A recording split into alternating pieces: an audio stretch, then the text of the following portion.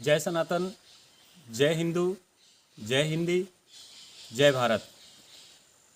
हमारे देश भारत की सत्य और सनातन संस्कृति को जीवित रखने में हमारे छोटे बड़े तीर्थ स्थानों का जितना आदित्य महत्व रहा है उतना किसी और चीज़ का नहीं रहा।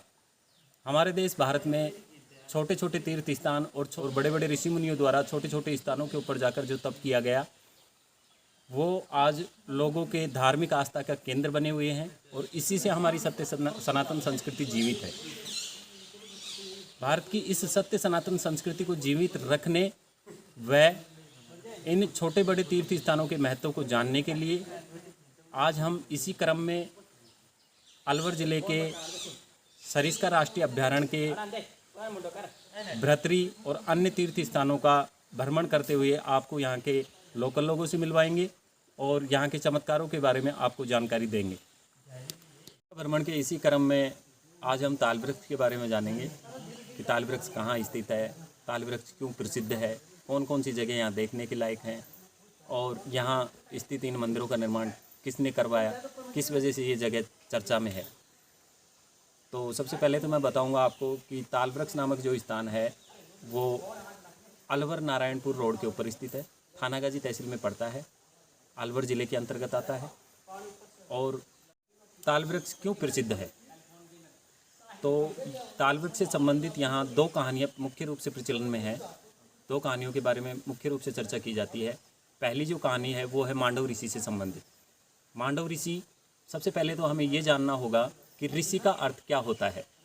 ऋषि का अर्थ होता है महान, ऋषि का अर्थ होता है खुशी, ऋषि का अर्थ होता है साधु, ऋषि का अर्थ होता है प्रकाश की एक किरण। अब जो मांडव ऋषि थे उनका वैसे तो मुख्य जो तपोस्थल आता है वो खांडव वन के अंतर्गत आता है। खांडव वन में उन्होंने मुख्य रूप से तपस्या की लंबे समय तक, लेकिन उसी तपस्या के क्रम में उन्होंने यहाँ अरावली के पहाड़ियों में आकर के राजस्थान में तपस्या की, जिसमें ताल वृक्ष नामक ये स्थान भी आता है।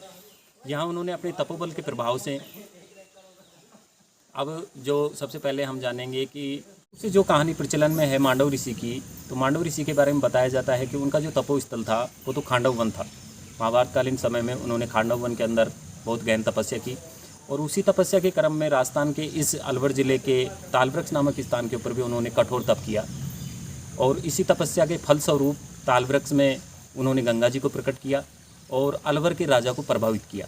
अलवर के राजा ने प्रभावित होकर के यहाँ गंगा माता के मंदिर का निर्माण करवाया और बहुत सारी छतरियों का निर्माण करवाया।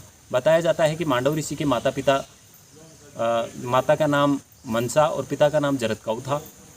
मांडव ऋषि जो कि बहुत ही पहुँचे हुए ऋषि थे और उन्हीं के श्राप के वशीभूत होकर के भगवान ने यहाँ पृथ्वी के ऊपर जन्म लिया।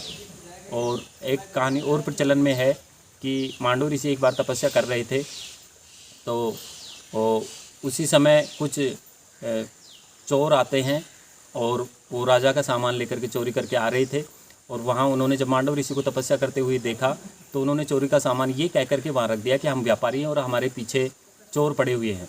तो उन्होंने अपना सामान वहाँ रख दिया और वो वहाँ से निकल जाते हैं। पीछे से जब राजा के सैनिक आकर के सामान को देख करके पहचान लेते हैं कि ये तो हमारा सामान है, तो उन्होंने मांडव ऋषि को ढोंगी साधु कह करके और पकड़ करके वो राजा के पास लेकर के जाते हैं। राजा ने ऋषि की ये स्थिति देखी कि ये ऋषि होते हुए तपस्या करते हुए उन्होंने चोरी का कार्य किया, तो उन्होंने उसे सूली पे चढ़ाने का आदेश दिया। अब मांडव ऋषि ने जब मना किया कि मैंने ये चोरी नहीं की है, मैं तो उनको व्यापारी समझ करके उनकी मदद कर रहा था, लेकिन सूली की सज़ा देने के बाद में जब उनको सूली के ऊपर चढ़ाया जाता है तो तपस्या के प्रभाव से वो सूली पर नहीं चढ़ पाते। सैनिक आकर के वापस उनको बताते हैं राजा को कि भाई वो तो तपस्वी है, ऋषि है और मांडव उनका नाम है। तो राजा अपनी क्षमा मांगने के लिए उनके पास जाते हैं, क्षमा मांगते हैं। तब उन्होंने कहा कि नहीं राजन, मैं आपकी क्षमा से प्रसन्न नहीं होऊंगा, अब तो मैं सीधा जा कर के और धर्मराज से ये प्रश्न करूंगा कि भाई मेरे को इतनी बड़ी सज़ा किस बात के लिए दी गई। और जब वो धर्मराज के पास जाते हैं और जा कर के उनसे ये पूछते हैं तो उन्होंने कहा कि बचपन में तुमने एक छोटे कीड़े को पकड़ करके सूल से उसके टॉर्चर किया था, सूल उनके लगाई थी, तो उसी सज़ा के फल वशीभूत होकर के उसी सज़ा के फलस्वरूप तुम्हें आज सूली पे चढ़ने की सज़ा दी गई। तो मांडव ऋषि ने कहा कि 12 वर्ष से कम आयु के बच्चे जो अपराध करते हैं तो उसमें तो उनका दोष नहीं होता, और अगर दोष भी होता है तो उसके लिए इतनी बड़ी सज़ा। तो इसी से नाराज़ होकर के उन्होंने धर्मराज को ये श्राप दिया कि तुम पृथ्वी के ऊपर जाओगे, और उसी की श्राप के वशीभूत होकर के धर्मराज युधिष्ठिर के रूप में पृथ्वी के ऊपर जन्म लेते हैं। तो ये तो ताल वृक्ष को ताड़ के नाम से जाना जाता है, और महाभारत काल के बाद में इसी को अर्जुन वृक्ष के नाम से जाना गया।